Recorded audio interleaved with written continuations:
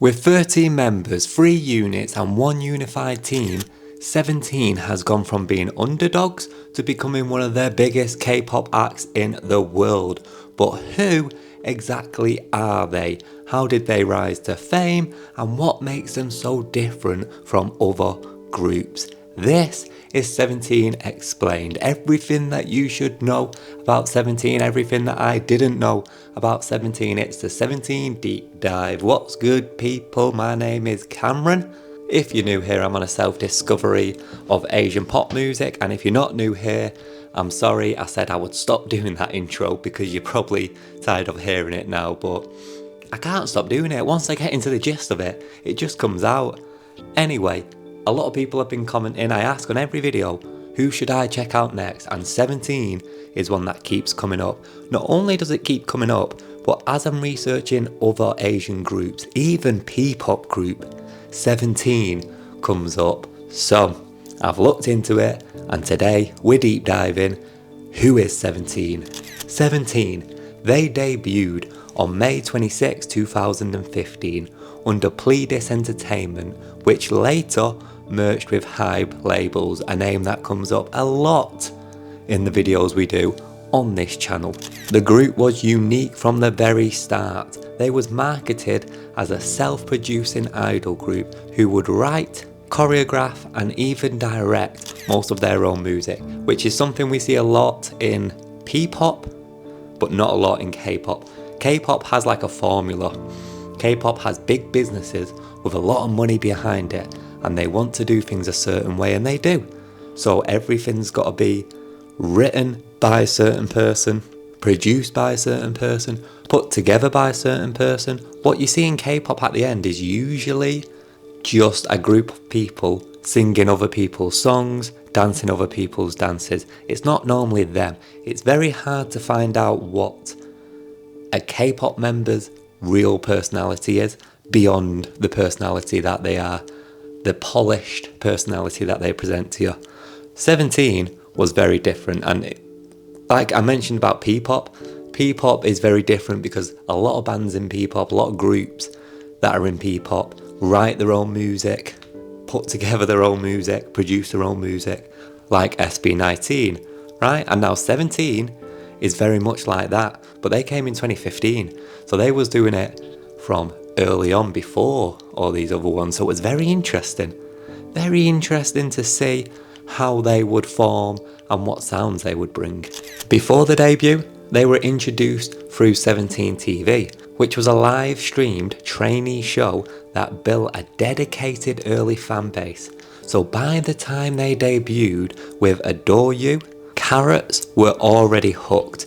Carats is what the fandom's called, by the way, and as my ranking of fandom name goes, I'm going to put that one pretty high because it does have a ring to it. I do kind of like it. Carats. It's spelt more like carrots as in diamonds. Why they're called Carats, the research is all over the place, but the thing that makes the most sense that I can find is that carats in diamond is what makes a diamond shine, right? The higher the carat, the bigger the diamond, and it's very much the fans of 17 that make them shine, hence the name Carats, which is kind of cute. And this is what I like about Asian pop groups, and the fandoms always have like really thought out names. It's crazy. Think about SB19 and 18. It's a really thought out name. They don't just name them the first thing that comes to mind.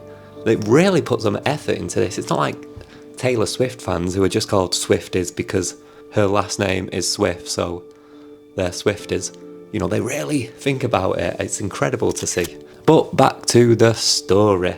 The name 17 itself isn't just random either. It represents 13 members, 3 subunits and 1 team, which is what I said in the intro. You see how it's all coming together? This is why you've got to watch my videos all the way through. This is why you can't just watch the intro and then skip to the end, because it all makes sense. It weaves together. So if you are the kind of person that watches my videos all the way through, let me know in the comments, because as you know, I reply to every single comment. Trust me, try it. Put anything you want down there. A smiley face, an emoji, any kind of random word that you want. The first word that pops into your mind right now, what is it? put it in the comments. I guarantee I will reply to it. Every one of them. Anyway, I've lost track of what I'm saying. Back to the story. 17, that's what it means. 13 members, 3 units, 1 team. You have the hip hop unit, the vocal unit, and the performance unit. Each unit specialises in their field, but together they formed a balanced and dynamic whole. This concept is one of the reasons why 17 has such diverse music and performances. It's why they go beyond music, it's why they don't just stop at having good songs, and why live performances are so good and their social media presence is so strong, because of all these units that make up the group. Now when it comes to the musical style and the self-producing identity that 17 has, 17 are often called self-producing idols. Members such as Woozer, S-Coops, Hosha and Vernon, they take lead in songwriting, producing and the dancing. This gives 17 a unique authenticity. Their music reflects their personalities, you see.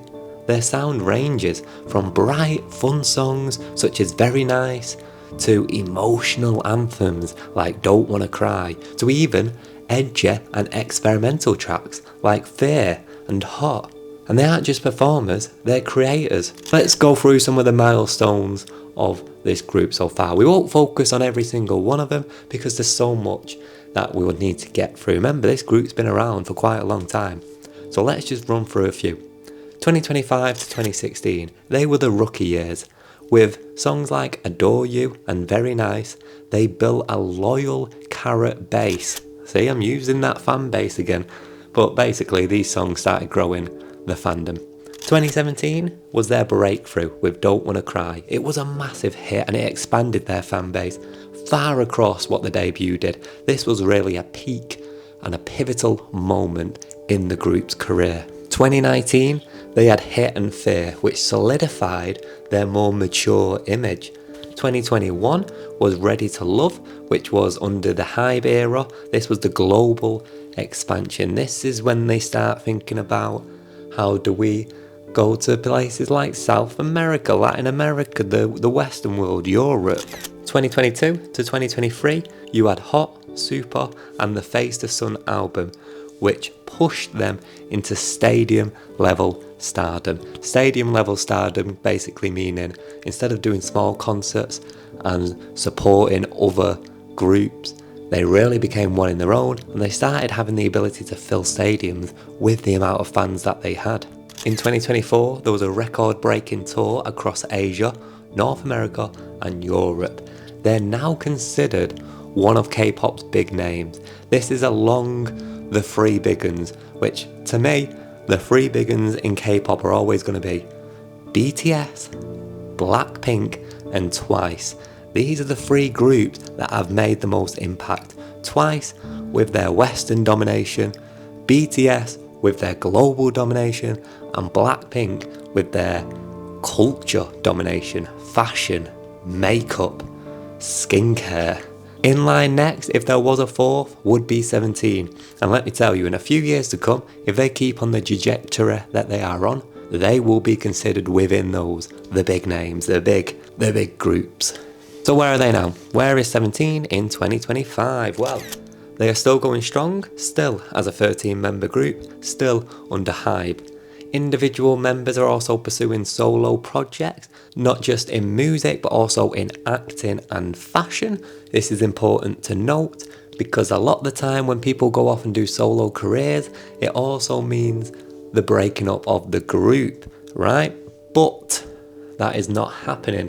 It seems to be that out of the 13 members, people are being allowed to pursue careers while still being part of the group, even with music.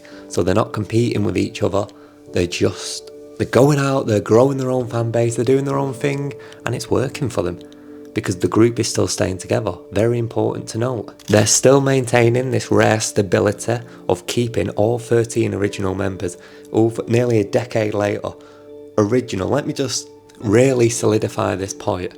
When they started off, they had 13 members. Today, they have the exact same 13 members. This is almost unheard of in pop, never mind K-pop or any kind of Asian pop, where it seems to be that members always leave, especially after the first year.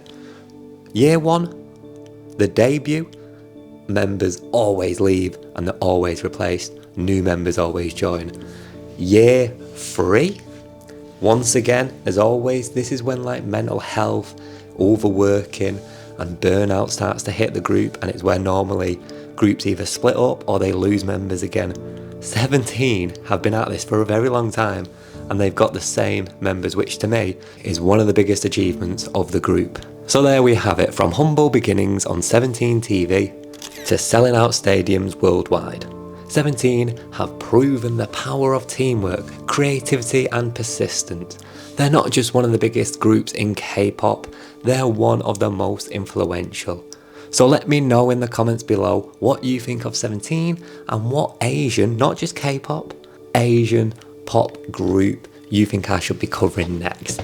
Next week I'm going to be thinking about doing some different videos as well, so I really wanted to take this time, if you're still here, just to talk about what it is you'd like to see on this channel, because over the past month I've turned full-time P-pop, Asian pop, K-pop commentary on YouTube. My whole thing is that I'm the Western guy, I'm the white British guy talking about Asian pop music on YouTube, but I'm really starting to think about whether or not you guys would be interested if I did something like still Asian but culture. Maybe if I started trying some Asian fashion or talking about Asian fashion trends, or what if I started trying out Asian skincare, or what about if I started trying to learn the language? If I did like a full open commentary where every week I come on here and like Filipino, I've got a big Filipino fan base and you guys are helping me a lot in the comments when I mispronounce words. What if once a week I did a video where I learn Filipino language and people who were learning it can watch the videos and comment and we can build this community, and people who are Filipino can watch and laugh along to me trying to learn the language. Let me know what you think about this, or if you just want me to talk about music, and I'll do whichever one you want.